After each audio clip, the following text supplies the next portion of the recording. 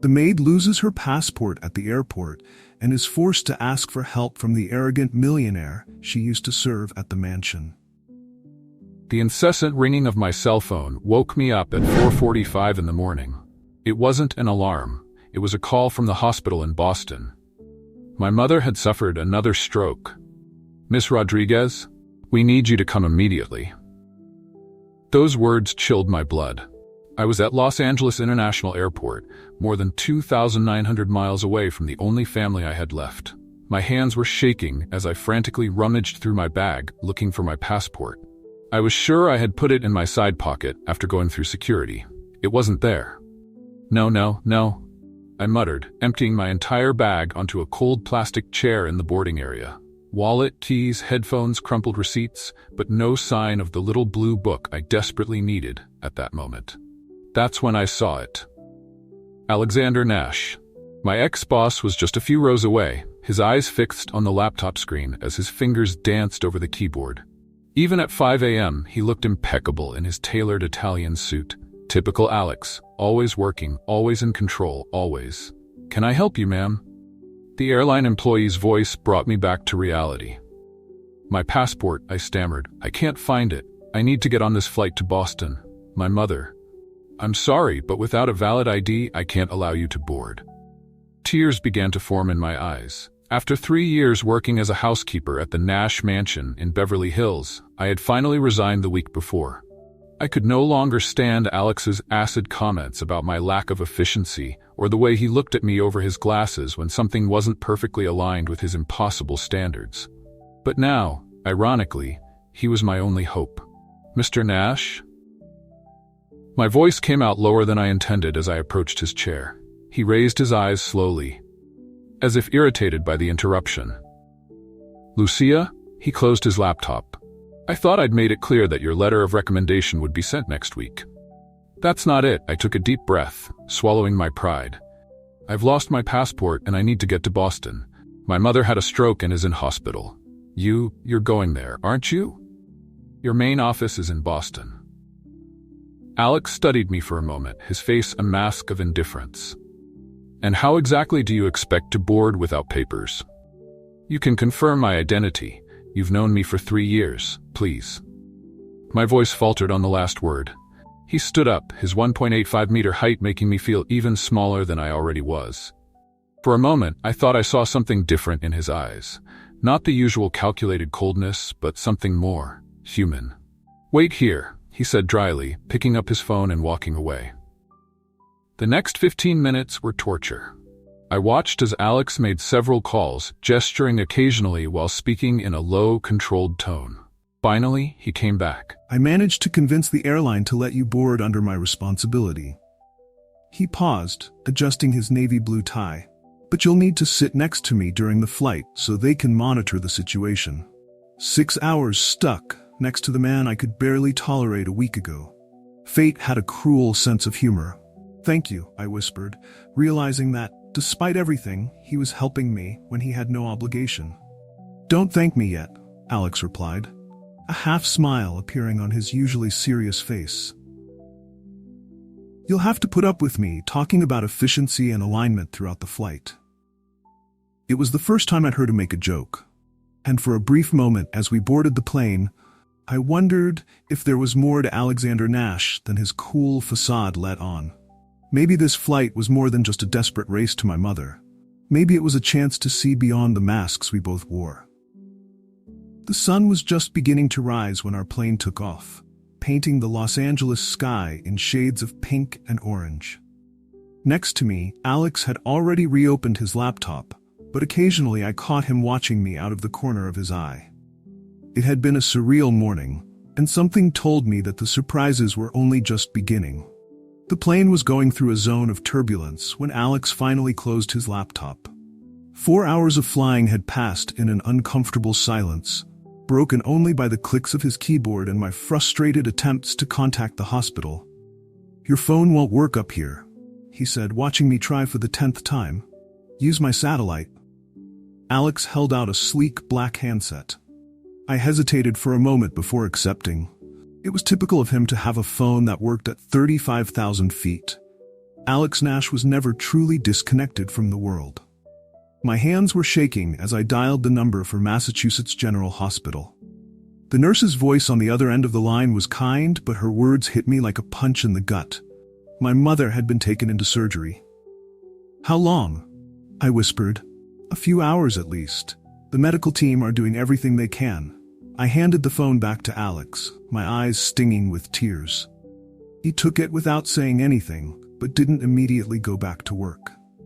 Instead, he did something that surprised me. He called the flight attendant. "2 whiskeys, please. Doubles." "I don't drink during the day," I protested automatically, a reflection of years of maintaining a professional posture in his presence. "Lucia," he said my name in a different, almost gentle way, "you're no longer my employee, and you clearly need something to calm your nerves." The drink burned my throat, but he was right. It helped ease the anxiety that threatened to consume me. It was then that Alex did something even more unexpected. He started talking about his own mother. "She had an aneurysm when I was 17, he revealed, swirling the amber liquid in his glass. "I was alone at home when it happened. I didn't know what to do, except call 911 and hold her hand until the ambulance arrived." I blinked in surprise. In 3 years, he had never shared anything personal with me. At the Nash mansion, our interaction was limited to instructions on how he wanted things done and occasional criticism when I didn't meet his exacting standards. Did she survive? Yes. A genuine smile softened his normally stern features. "She's alive and well in her house on Martha's Vineyard, complaining that I don't visit her enough." "Is that why you decided to help me?" I asked, curiosity overcoming my usual reserve. Alex took a moment to answer, his eyes fixed on the plane's small window. "Maybe. Or maybe I'm tired of being the villain of the story." "You're not a villain," I replied automatically, surprising us both. "You're just intense, demanding. Impossible to please?" he suggested, arching an eyebrow. "That too." I couldn't help but smile a little. The plane shook again, and I instinctively grabbed the arm of his seat. Alex covered my hand with his for a brief moment, a gesture of comfort as unexpected as it was welcome. "Your mother will be fine, Lucia. Mass General has one of the best neurology teams in the country." "How do you know she's in neurology?" "Because," he hesitated, looking almost embarrassed. "I made a few calls while you slept for the first hour of the flight. I managed to get her transferred to Dr. Richardson's team. He's the best in the field." I was speechless. The man next to me seemed very different from the cold boss I knew. Or maybe, I realized, I'd never really met him. "Why?" I finally managed to ask.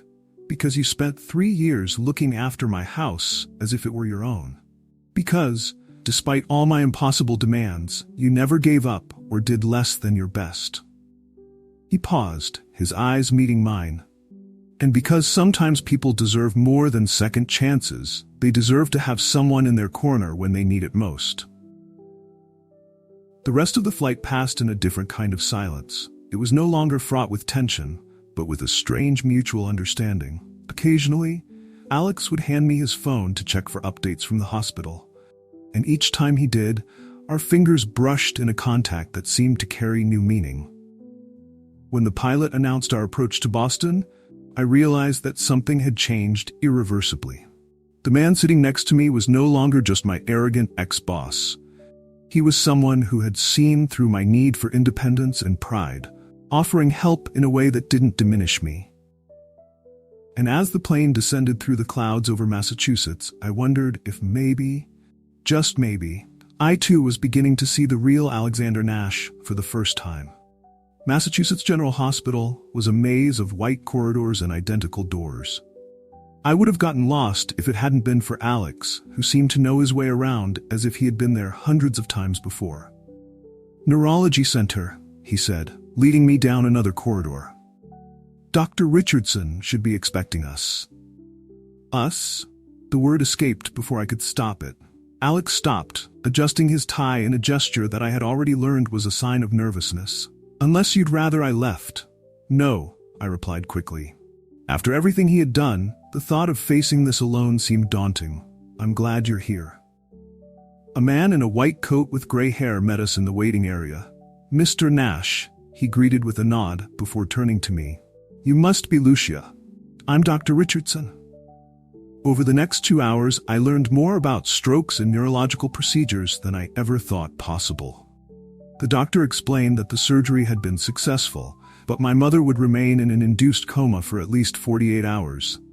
She's stable, assured Dr. Richardson, but the recovery period will be crucial. She'll need constant care when she's discharged. My stomach sank. How could I afford this? My savings would barely cover a few weeks of specialized care. Does her insurance cover home nursing? Alex asked, his voice professional and direct. The doctor shook his head. Unfortunately, no. That, and I strongly recommend professional care for the first few weeks. I can take care of her, I said, even though I had no idea how I would make it work. Alex gave me a look I knew well from our days at the mansion. It was the same one he gave me when I insisted on doing something my way, even when there was clearly a better way. Can we see her? He asked the doctor, surprising me again with his use of the plural. In the ICU, my mother looked small and fragile among the tubes and monitors. Her hands, always so active crocheting or preparing tamales, were motionless on the white sheet. I sat in the chair next to her bed, holding her hand carefully so as not to disturb the venous access. Mama, I whispered in Spanish, I'm here. Alex remained standing near the door, giving us privacy but still present. After a few minutes, a nurse came in to check his vital signs. Visiting hours are running out, she informed us gently. I'll take you home, Alex said as we left the room. I don't have a home in Boston, I replied, the reality of the situation finally hitting me. I need to find a hotel. Don't be ridiculous. His voice returned to its familiar authoritative tone. I have an apartment in the Back Bay. You can stay in the guest room. Alex, I can't. You can, and you will, he interrupted. It's 10 minutes from the hospital, and you need to rest properly if you plan to look after your mother. There was something in his tone that brooked no argument, and honestly, I was too exhausted to protest. In the elevator, I realized that I was still wearing the same clothes as yesterday, when I had packed my bags in Los Angeles. We need to stop by a store, Alex commented, as if reading my thoughts. You didn't bring any luggage. I don't have any money for shopping right now, I admitted, hating the way the words sounded. Consider an advance from your next job. What next job? Alex smiled, that rare, genuine smile I'd first seen on the plane. I need someone to manage my office in Boston. The salary is significantly better than a housekeeper and includes family health insurance. The elevator reached the first floor, and we stepped out into the cold Boston air. I stopped, forcing him to do the same. Why are you doing all this? Alex took a moment to answer, his eyes fixed on mine. Because sometimes the people who seem the strongest are the ones who need the most help. And because... He hesitated. Maybe I want to be more than just the arrogant ex-boss in your story. Something shifted in the air between us at that moment. It was no longer just gratitude or kindness. It was something more complex, deeper. Something that made my heart beat faster when he put his hand on my back, guiding me towards the car that was waiting for us. Boston shone under the afternoon sun, and as we drove through the city, I realized that sometimes second chances come in ways we never expect, through people we thought we knew but never really did. Alex's apartment in the Back Bay was exactly as I imagined it would be. Elegant, minimalist, and impeccably organized. Yet there was something surprisingly cozy about the space, with its large windows facing the Charles River and bookshelves filled with well-used books. Your room is this way, he said, carrying the bags of shopping he had insisted on doing.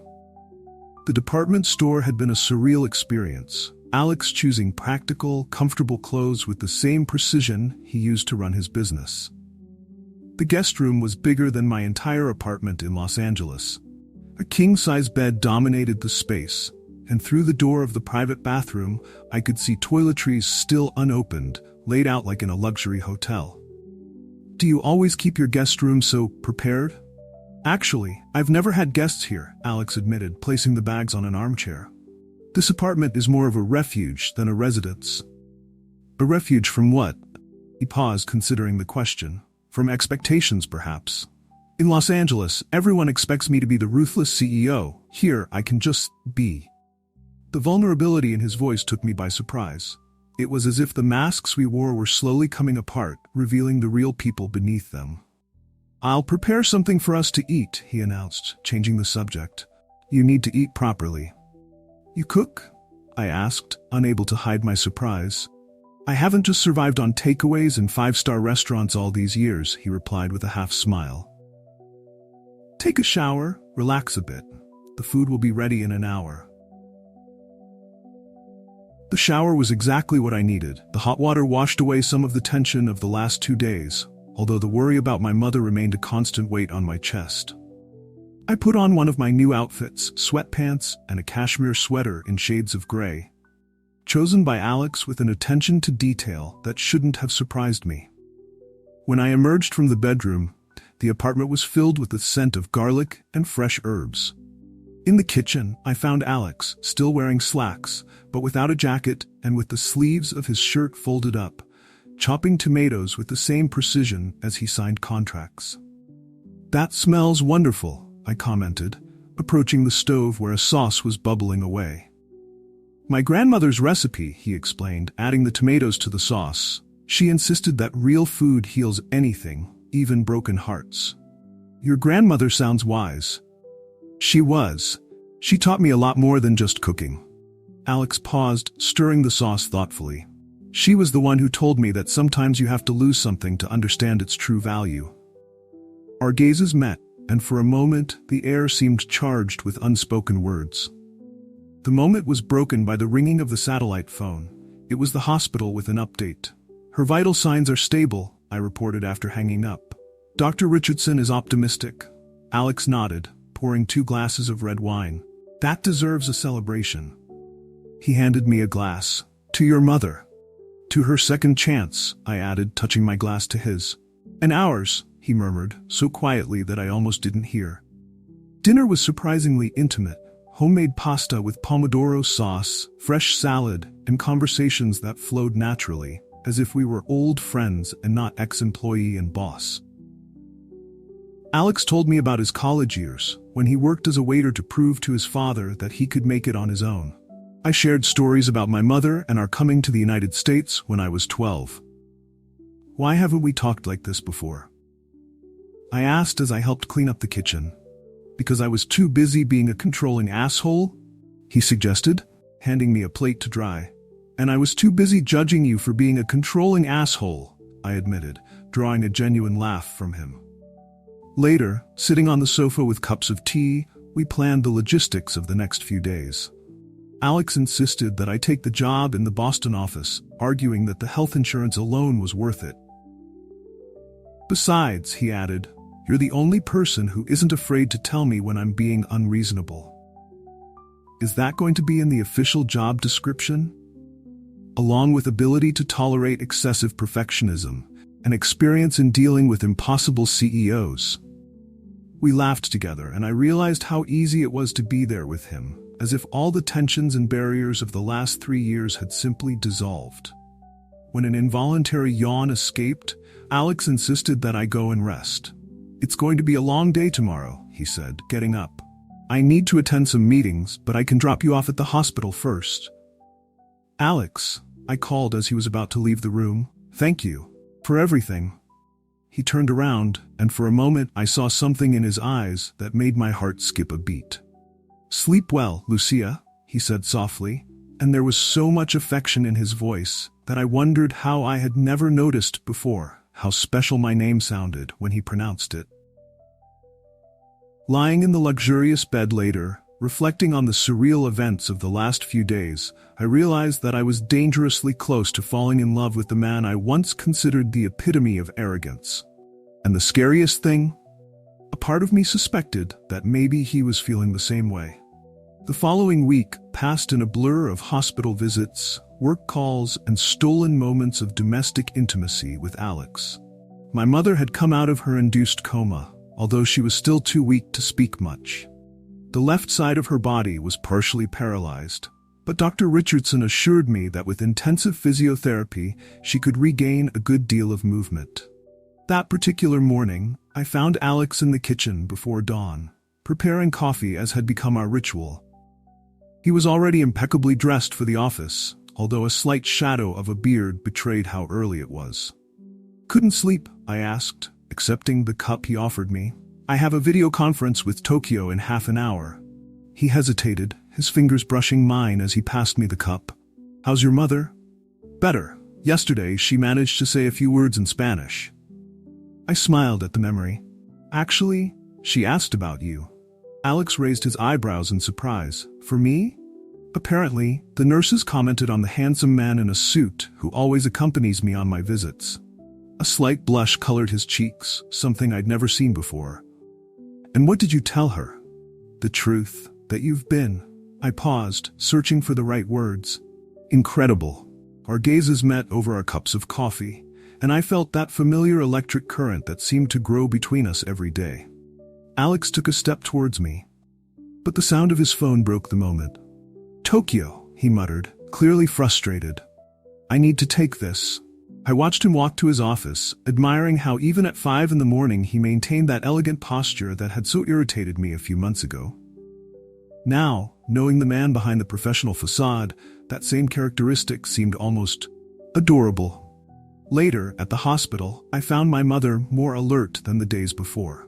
Her first coherent words in English took me by surprise.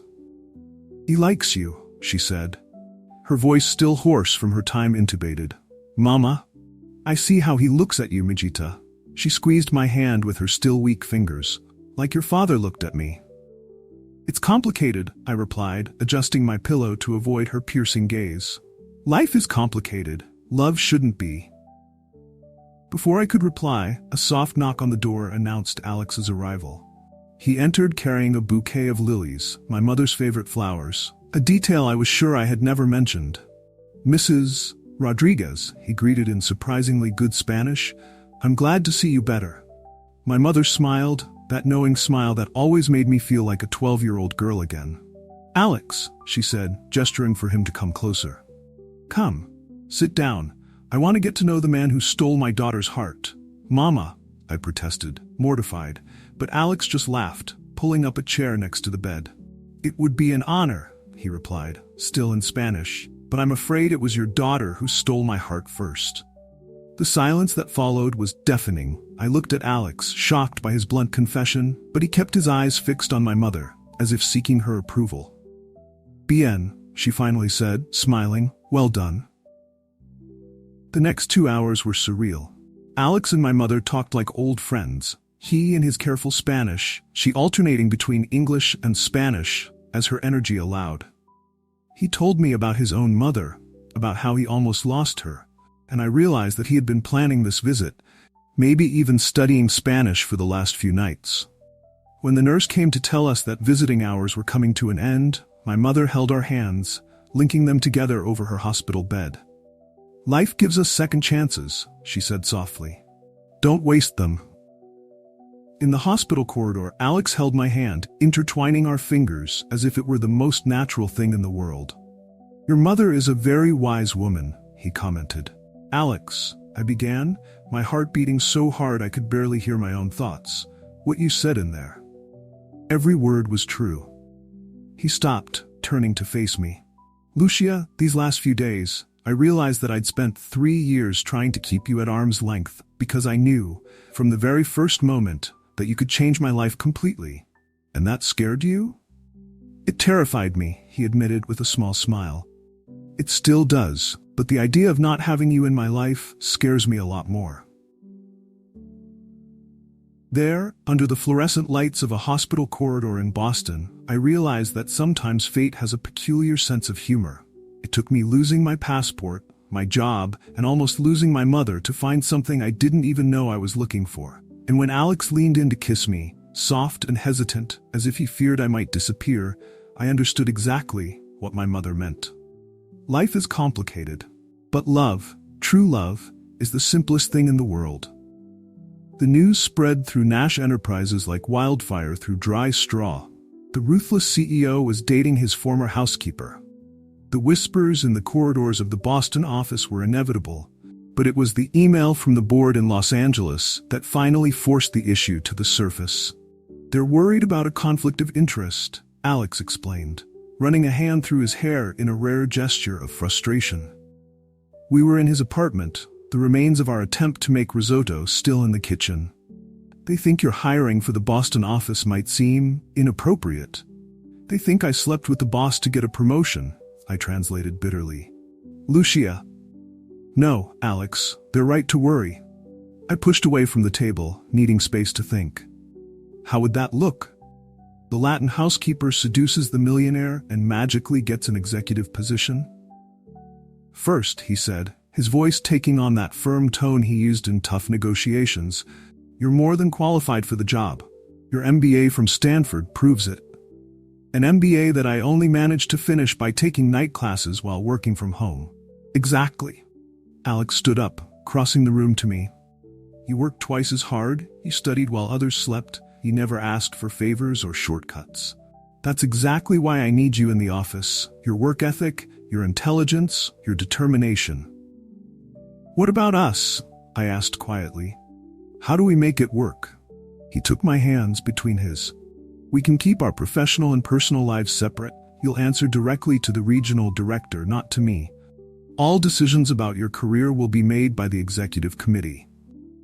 What if it doesn't work out? If people never take me seriously, then we'll prove them wrong. Together. The sound of my phone interrupted our conversation. It was the hospital. My mother was having a difficult night, agitated and confused. Go, Alex said before I could speak. I'll clean the kitchen. At the hospital, I found my mother restless in her bed. Lucia, she called as soon as she saw me. We need to go home. Your priest is waiting for us. My heart squeezed. My father had died 12 years ago. Mama, Papa isn't here. No, she insisted, trying to get up. He's waiting. We'll be late for Mass.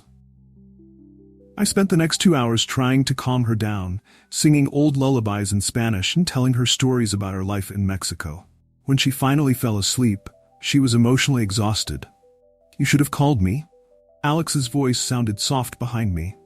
He was standing in the doorway, still wearing his dinner clothes. I didn't mean to disturb you. Lucia, he moved closer, wrapping me in his arms. You're never a bother. I let myself melt into his embrace, the tears I'd been holding back finally escaping. What if she doesn't get completely better? If she needs constant care? Then we'll deal with it. I've already spoken to an excellent rehabilitation clinic in Cambridge, as soon as she's strong enough. Alex, I can't accept. You can and you will, he interrupted gently. Because it's not charity, it's family. The word hung between us, loaded with meaning. Family. Something Alex didn't have much of. Something that for me had always been everything. The board won't like that either, I commented, trying to inject a little humor into the situation. The board can go to hell, he replied with surprising vehemence. I've spent my whole life trying to prove my worth through work, building walls around myself. Then you came along, tearing down every one of them with your honesty, your strength, your huge heart. He held my face between his hands. I'm not going to let a bunch of craven executives break us up. Who are you and what have you done with the Alex Nash I met in Los Angeles? He laughed softly. That idiot has finally grown up, thanks to you. A soft moan from the bed made us turn our attention to my mother. She had opened her eyes and was watching us with a sleepy smile. Mi niña, she called, her voice clearer now. He's a good man. Yes, Mama, I replied, feeling Alex squeeze my hand. He is. When we left the hospital hours later, the city was silent under a fine drizzle. Alex insisted on stopping for hot chocolate, a small indulgence that would have seemed unthinkable weeks ago. You know, he said as we drove back to the apartment, your mother made me promise something this afternoon before you arrived. What? That I would never let you face anything alone again. He stopped at a red light, turning to look at me. That's a promise I intend to keep. And there, in a stalled car in the Boston rain, I realized that sometimes life's greatest trials bring us the most unexpected gifts. The universe had conspired to bring together a stubborn housekeeper and an arrogant CEO, transforming them into better people in the process. Life rarely goes the way we plan, but perhaps that's exactly how it should be. The board meeting was scheduled for 9 in the morning in Los Angeles. which meant that at 6 o'clock I was already sitting in the conference room of the Boston office, nervously adjusting my new blazer. Alex insisted that I participate in person, not just as a name on a screen. "Ready?" he asked, entering the room with 2 cups of coffee. "No," I admitted, accepting the cup, "but let's do it anyway." The screens on the walls came to life one by one, revealing the serious faces of executives in Los Angeles, Chicago, and New York. Richard Blackwood, chairman of the board, got straight to the point. "Mr. Nash, we understand your personal situation," he began, choosing his words carefully. "But Nash Enterprises has a reputation to uphold." I took a deep breath, preparing myself for what was to come next. But before Alex could respond, a new person joined the video conference. Helena Nash, Alex's mother, lived from her home on Martha's Vineyard. "Oh, shut up, Richard," she said, drawing surprised gasps from the directors. "If we're going to talk about reputation, let's talk about how the company's profits have doubled since my son took over." "Mrs. Nash," Richard tried to intervene, "no one is questioning Alexander's competence. We're just worried about his appearance." "Of a Latina woman in a leadership position?" Helena interrupted. "Or of a CEO who recognizes talent regardless of social background?" "Mom," Alex said softly, but there was a glint of amusement in his eyes. "No, darling, let me finish." Helena settled into her chair, and it suddenly became clear where Alex had inherited her imposing presence from.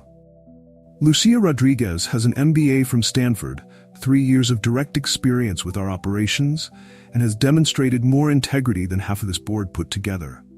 If anyone questions her hiring, I suggest they examine their own prejudices first." A stunned silence followed his words. It was broken by the sound of clapping. Douglas Chen, our CFO, was applauding. "Helena is right," he declared. "We need more diversity in our executive positions, and Miss Rodriguez is exceptionally qualified. I propose we vote to hire her right now."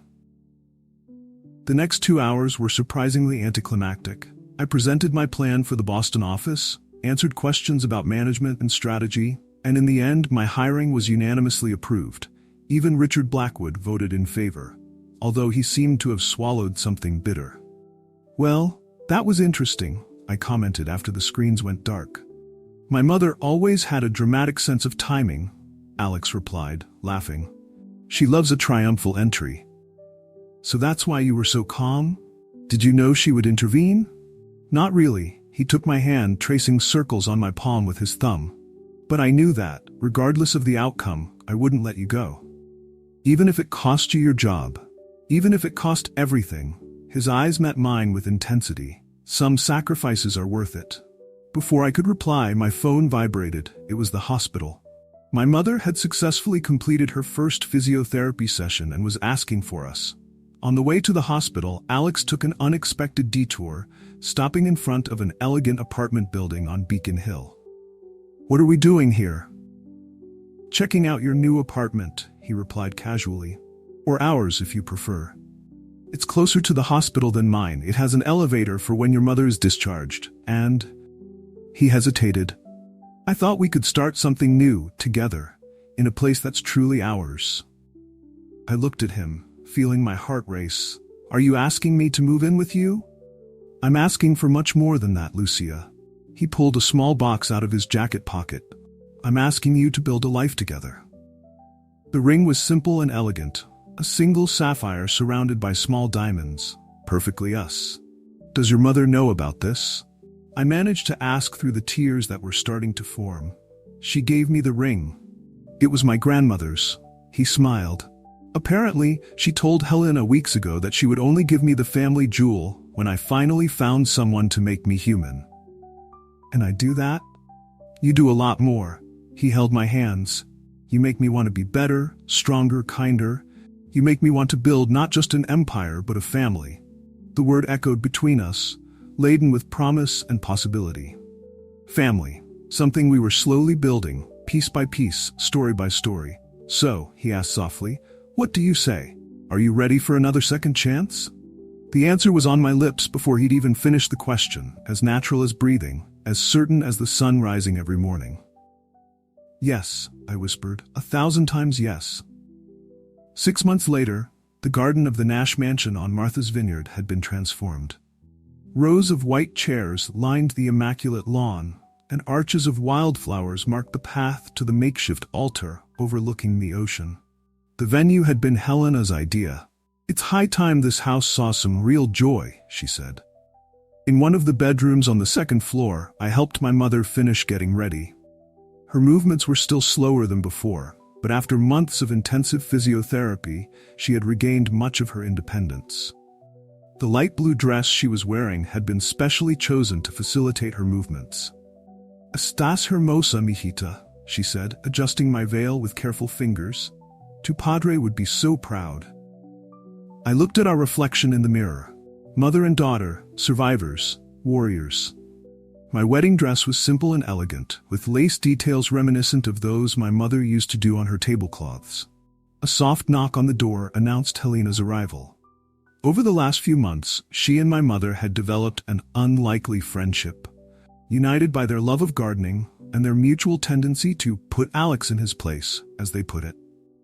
"Carmen, darling, it's time we went downstairs," Helena said, offering her arm to my mother. "Lucia needs a moment alone before the ceremony." After they left, I allowed myself a moment of reflection. The last year had been a roller coaster of emotions, from the fear of losing my mother to the joy of finding unexpected love, from professional insecurities to the respect earned in the Boston office. "Can I come in?" Alex's voice sounded from the other side of the door. "Isn't it bad luck to see the bride before the wedding? Since when do we follow conventional rules?" He walked in, stopping abruptly when he saw me. "Lucia, I know. We shouldn't see each other before the ceremony. It's not that." He moved closer, his eyes shining with emotion. "It's just that you look absolutely stunning." Alex was elegant in his tuxedo, but there was something different about him today.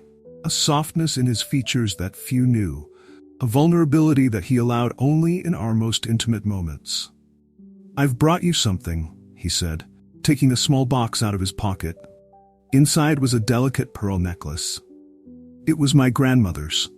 She left specific instructions for it to be given to the woman who finally melts little Alexander's heart of ice. "Your grandmother seems to have been a very wise woman. She would have loved you." He put the necklace around my neck, his fingers brushing my skin. "Just as I adore you." "Mr. Nash, are you getting sentimental?" "Completely." He smiled that smile that still made my heart skip a beat. "And it's all your fault." The sound of music began to drift through the open windows, our cue to separate. "See you at the altar," he whispered, kissing my forehead before leaving. Minutes later, standing at the start of the flower path with Douglas Chen, who had offered to walk me down the aisle, I saw our story reflected in the faces around me. The team from the Boston office, who had become a second family. Helena, who was now helping my mother with her bouquet of flowers. Even Richard Blackwood seemed genuinely happy, especially after the innovations I implemented in Boston began to show impressive results. But most of all, I saw our story in Alex's face as I walked towards him. In the man who had transformed his life as completely as I had transformed mine. In the CEO, who now made a point of knowing every employee by name, who had created a scholarship program for employees who, like me, dreamed of studying. When I reached the altar, Alex took my hands in his, and in that moment, all the pieces fell perfectly into place. The lost passport that changed our lives. The crisis that brought us together. The love that grew when we least expected it. "Ready to begin?" the celebrant asked. Alex squeezed my hands lightly, and in his eyes I saw reflected all of our past and future. The lazy mornings drinking coffee, the evenings working side by side, the Sunday visits with my mother in our new home, the little discussions about her mania for organization that always ended in laughter. "More than ready," we answered in unison. And as the Martha's Vineyard sun began to set over the horizon, painting the sky in shades of pink and gold, I realized that sometimes life's greatest gifts come disguised as challenges. That sometimes we need to lose something, a passport, a job, our comfort zone, to find something infinitely more precious. Because in the end, it wasn't just about a CEO and his housekeeper finding love, it was about two imperfect people becoming better together. About family, the one we were born into and the one we chose, about second chances that turn into new beginnings. And as we exchanged our vows under the New England sky, with the sound of the waves in the background and the love of our family surrounding us, I knew with absolute certainty that some stories don't need grand endings. Sometimes they just need hearts open to second chances.